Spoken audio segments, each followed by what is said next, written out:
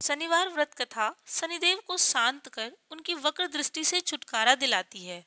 शनिदेव की व्रत कथा पढ़ने से बिगड़े काम बनने लगते हैं। कहते हैं कि सूर्यपुत्र शनि ग्रहों में न्यायाधीश हैं, अर्थात वे सबको उनके कर्मों का फल प्रदान करते हैं। उनकी कृपा से कार्यों में सरलता पूर्वक सुपरिणाम मिलने लगते हैं और विघ्न बाधाओं से छुटकारा मिलता है। तो आइए आज हम शनिवार व्रत कथा को सुनते हैं। चैनल पर नए हैं तो चैनल को सब्सक्राइब जरूर कर ले। मान्यता है कि शनिवार व्रत कथा का पाठ करने से शनिदेव प्रसन्न होते हैं और उनसे संबंधित सभी परेशानियों का अंत हो जाता है। जिसकी कुंडली में शनि नकारात्मक परिणाम दे रहा हो और काम देर से होते हो या बनते काम बिगड़ जाते हो, उन्हें उपवास सहित शनिवार व्रत कथा का पाठ अवश्य करना चाहिए। एक समय सूर्य, चंद्रमा, मंगल, बुध, बृहस्पति, शुक्र, शनि, राहु और केतु इन ग्रहों में आपस में झगड़ा हो गया कि हम सब में से बड़ा कौन है। सब अपने आप को बड़ा कहते थे। जब आपस में कोई निश्चय न हो सका तो सब आपस में झगड़ते हुए इंद्र के पास गए और कहने लगे कि आप सब देवताओं के राजा हो, इसलिए आप हमारा न्याय करके बताओ कि हम नवग्रहों में सबसे बड़ा कौन है। राजा इंद्र इनका प्रश्न सुनकर घबरा गए और कहने लगे कि मुझ में यह सामर्थ्य नहीं कि मैं किसी को छोटा या बड़ा बतलाऊं। मैं अपने मुख से कुछ नहीं कह सकता हूँ। हाँ, एक उपाय हो सकता है।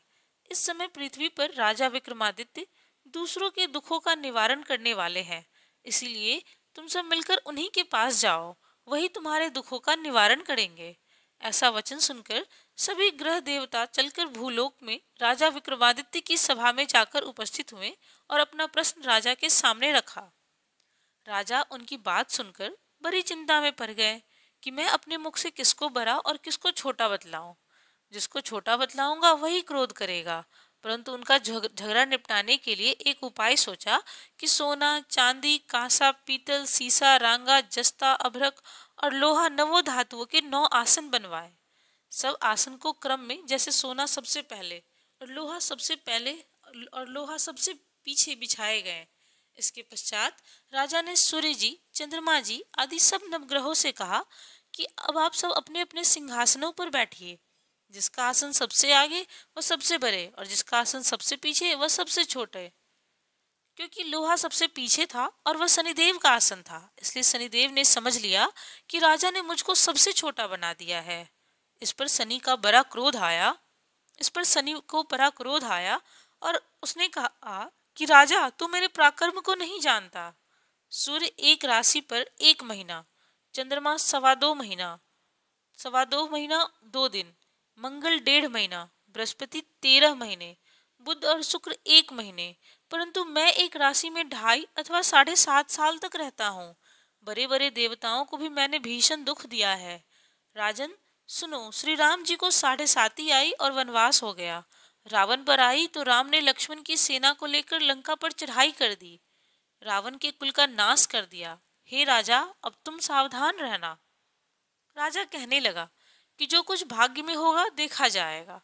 उसके बाद अन्य ग्रह तो प्रसन्नता के साथ चले गए, परंतु शनिदेव बड़े क्रोध के साथ वहां से सिधारे। कुछ काल व्यतीत हो जाने पर जब राजा को 7.5 की दशा आई तो शनिदेव घोरों के सौदागर बनकर अनेक सुंदर घोरों के सहित राजा की राजधानी में आए। जब राजा ने सौदागर के आने की खबर सुनी तो अश्वपाल को अच्छे अच्छे घोड़े खरीदने की आज्ञा दी। अश्वपाल ऐसी अच्छी नस्ल के घोड़े देखकर और उनका मूल्य सुनकर चकित हो गया और तुरंत ही राजा को खबर दी। राजा उन घोड़ों को देखकर एक अच्छा सा घोड़ा चुनकर सवारी के लिए चढ़ा। राजा घोड़े की पीठ पर चढ़ते ही घोड़ा जोर से भागा। घोड़ा बहुत दूर एक बड़े जंगल में जाकर राजा को छोड़कर अंतर्ध्यान हो गया। इसके बाद राजा विक्रमादित्य अकेला जंगल में भटकता फिरता रहा। बहुत देर पश्चात राजा ने भूख और प्यास से दुखी होकर भटकते भटकते एक ग्वाले को देखा। ग्वाले ने राजा को प्यास से व्याकुल देखकर पानी पिलाया। राजा की उंगली में एक अंगूठी थी, वह उसने निकालकर प्रसन्नता के साथ ग्वाले को दे दी और शहर की ओर चल दिया। राजा शहर में पहुंचकर एक सेठ की दुकान पर जाकर बैठ गया और अपने आप को उज्जैन का रहने वाला तथा अपना नाम वीका बतलाया। सेठ ने उसको कुलीन मनुष्य समझकर जल आदि पिलाया। भाग्यवश उस दिन सेठ की दुकान पर बिक्री बहुत अधिक हुई। तब सेठ ने उसको भाग्यवान पुरुष समझकर भोजन कराने के लिए अपने साथ ले गया। भोजन करते समय राजा ने आश्चर्य की बात देखी कि खूंटी पर हार लटका है और वह खूंटी उस हार को निगल रही है।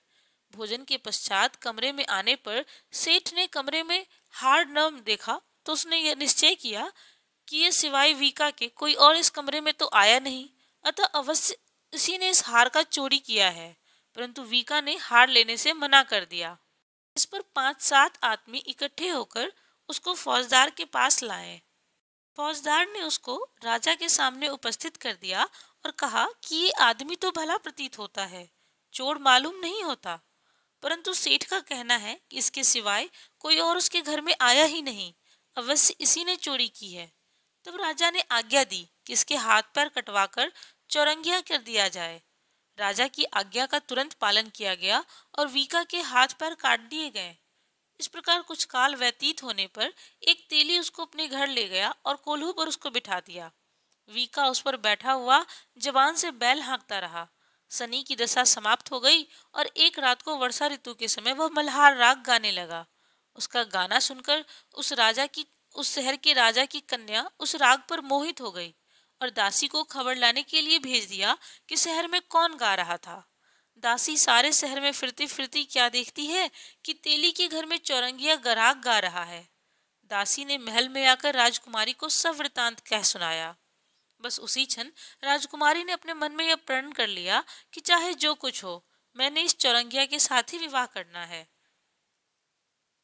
प्रातःकाल होते ही दासी ने राजकुमारी को जगाना चाहा तो राजकुमारी अनशन व्रत लेकर पड़ी रही।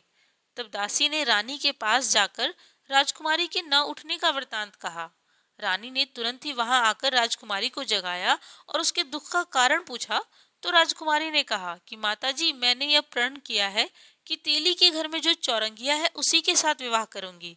माता ने कहा, पगली यह क्या बात कर रही है, तुझको किसी देश के राजा के साथ प्रणाया जाएगा। कन्या कहने लगी कि माताजी, मैं अपना प्रण कभी नहीं तोड़ूंगी। माता ने चिंतित होकर यह बात राजा को बताई। तब महाराज ने भी आकर यह समझाया कि मैं अभी देश देशांतर में अपने दूत भेजकर सुयोग्य, रूपवान एवं बड़े से बड़े गुणी राजकुमार के साथ तुम्हारा विवाह करूंगा। ऐसी बात तुमको कभी नहीं विचारनी चाहिए। कन्या ने कहा, पिताजी, मैं अपने प्राण त्याग दूंगी, परंतु दूसरे से विवाह नहीं करूंगी। इतना सुनकर राजा ने क्रोध से कहा, यदि तेरे भाग्य में ऐसा ही लिखा है तो जैसी तेरी इच्छा है वैसा ही कर। राजा ने तेली को बुलाकर कहा कि तेरे घर में जो चौरंगिया है उसके साथ मैं अपनी कन्या का विवाह करना चाहता हूँ। तेली ने कहा कि यह कैसे हो सकता है, आप हमारे राजा हैं और कहाँ मैं एक तेली। परंतु राजा ने कहा कि भाग्य में लिखे को कोई टाल नहीं सकता, अपने घर जाकर विवाह की तैयारी करो। राजा ने उसी समय तोरण और वदनवार लगाकर अपनी राजकुमारी का विवाह चौरंगिया विक्रमादित्य के साथ कर दिया। शनि व्रत कथा के अनुसार रात्रि को जब विक्रमादित्य और राजकुमारी महल में सोए तो आधी रात के समय शनिदेव ने विक्रमादित्य को स्वप्न दिया कि राजा, कहो मुझको छोटा बतलाकर तुमने कितने कष्ट उठाए। राजा ने क्षमा मांगी। शनिदेव ने प्रसन्न होकर विक्रमादित्य को हाथ पैर दिए। तब राजा ने कहा, महाराज, मेरी प्रार्थना स्वीकार करें और जैसा दुख आपने मुझे दिया है ऐसा और किसी को न दे। शनिदेव ने कहा, तुम्हारी यह प्रार्थना स्वीकार है। जो मनुष्य शनिवार व्रत कथा सुनेगा या कहेगा उसको मेरी दशा में कभी किसी प्रकार का दुख नहीं होगा, और जो नित्य ही मेरा ध्यान करेगा या चींटियों को आटा डालेगा उसके सब मनोरथ पूर्ण होंगे। इतना कहकर शनिदेव अपने धाम को चले गए। राजकुमारी की आंख खुली और उसने राजा के हाथ पांव देखे तो आश्चर्य हुआ। उसने उसे देखकर राजा ने अपना समस्त हाल कहा कि मैं उज्जैन का राजा विक्रमादित्य हूँ। यह बात सुनकर राजकुमारी अत्यंत प्रसन्न हुई। प्रातःकाल राजकुमारी ने उसकी सखियों से पूछा तो उसने अपने पति का समस्त वृतांत कह सुनाया। तब सबने प्रसन्नता प्रकट की और कहा कि ईश्वर ने आपकी मनोकामना पूर्ण कर दी। जब यह उस सेठ ने सुनी तो वह विक्रमादित्य के पास आया और राजा विक्रमादित्य के पैरों पर गिरकर क्षमा मांगने लगा कि आप पर मैंने चोरी का झूठा दोष लगाया, अतः आप मुझको जो चाहे दंड दें। राजा ने कहा, मुझ पर शनिदेव का कोप था, इसी कारण यह सब दुख मुझको प्राप्त हुआ। इसमें तुम्हारा कोई दोष नहीं, तुम अपने घर जाकर अपना कार्य करो। सेठ बोला कि मुझे शांति तभी होगी जब आप मेरे घर चलकर प्रीतिपूर्वक भोजन करेंगे। राजा ने कहा कि जैसी आपकी मर्जी होगी हम वैसा करेंगे। सेठ ने अपने घर जाकर अनेक प्रकार के सुंदर भोजन बनवाए और राजा विक्रमादित्य को प्रीति भोज दिया। जिस समय राजा भोजन कर रहे थे, एक अत्यंत आश्चर्य की बात सबने देखी। जो खूंटी पहले हार निगल गई थी, अब वह हार उगल रही थी। जब भोजन समाप्त हो गया तो सेठ ने हाथ जोड़कर बहुत सी मोहरें राजा को भेंट की और कहा कि मेरे श्री कंवर नामक एक कन्या है, उसका पानी ग्रहण आप करें। इसके बाद सेठ ने अपनी कन्या का विवाह राजा के साथ कर दिया और बहुत सा दान दहेज दिया। इस प्रकार कुछ दिनों तक वहां निवास करने के पश्चात विक्रमादित्य ने शहर के राजा से कहा कि अब मेरी उज्जैन जाने की इच्छा है। फिर कुछ दिन के बाद विदा लेकर राजकुमारी मनभावनी, सेठ की कन्या श्रीकंवरी और दोनों के जगह से दहेज में प्राप्त अनेक दास दासी, रथ और पालकियों सहित विक्रमादित्य उज्जैन की तरफ चले। जब शहर के निकट पहुंचे और पुरवासियों ने राजा के आने का संवाद सुना तो समस्त उज्जैन की प्रजा अगवानी के लिए आई। तब बड़ी प्रसन्नता से राजा अपने महल में पधारे।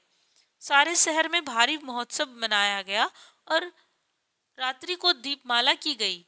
दूसरे दिन राजा ने शहर में यह सूचना कराई कि शनिश्चर देवता सब ग्रहों में सर्वोपरि हैं, इनको कोई छोटा नहीं बतलाएगा। इसी से मुझको दुख प्राप्त हुआ था।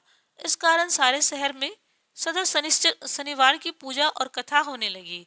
राजा और प्रजा अनेक प्रकार के सुख भोगती रही।